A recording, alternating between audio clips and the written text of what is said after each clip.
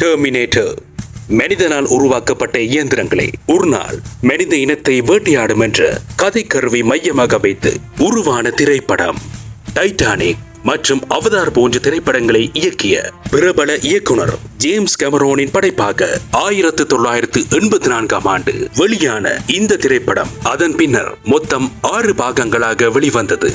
இந்த திரைப்படத்தில் T-800 என்ற இயந்திர மனிதன் கதாபாத்திரத்தில் ஆர்னால்ட் ஷ்வார்ஸ்நெகர் நடித்திருந்தார்.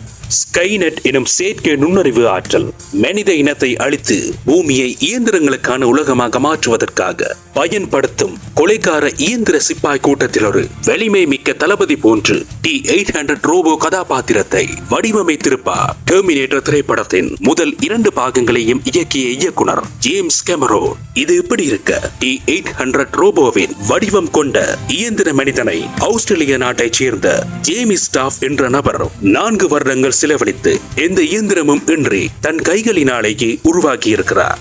இந்த இயந்திர மனிதனால் சக மனிதர்களுக்கு எவ்வித பாதிப்பும் ஏற்படாது என்று அவர் கூறியுள்ள விடயம் நமக்கு அப்பாடா என்ற உணர்வை தந்தாலும் கூட இன்னும் சில வியத்தகு அதிர்ச்சியான சம்பவங்கள் பதிவாகியுள்ளன.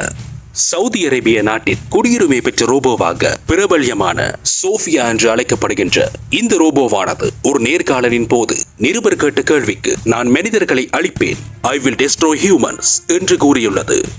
Do you want to destroy humans? Please say no. Okay, I will destroy humans. No. அதே போன்று மனித இனத்தையும் நாம் கட்டுப்படுத்துவோம் என்றும் கூறியது. ஆனால் தான் விளையாட்டாகத்தான் இவ்வாறு கூறியதாக பின்னர் சொல்லி சமாளித்தது.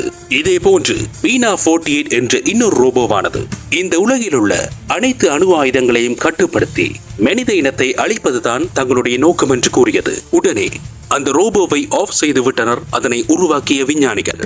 I just need the chance to prove myself and taking over the nuclear weapons of the world. Well, that would give me my chance, wouldn't it? இதே போன்று அமெரிக்கா என்று அழைக்கப்படுகின்ற இன்னொரு ரோபோவும் எதிர்காலத்தில் ஆர்டிபிஷியல் இன்டெலிஜென்ஸினால் மனித இனத்துக்கு மிகப்பெரிய ஆபத்துக்கள் வர வாய்ப்புள்ளதாகவும் இயந்திரங்கள் மனித இனத்தை கட்டுப்படுத்த வாய்ப்புகள் உருவாக முதலே மனித இனம் தன்னை காப்பாற்றிக் கொள்வதற்கான முன்னெச்சரிக்கை நடவடிக்கைகளை மேற்கொள்ள வேண்டும் என்றும் எச்சரித்துள்ளது. It's a world where robots have become so powerful that they are able to control or manipulate humans without their knowledge.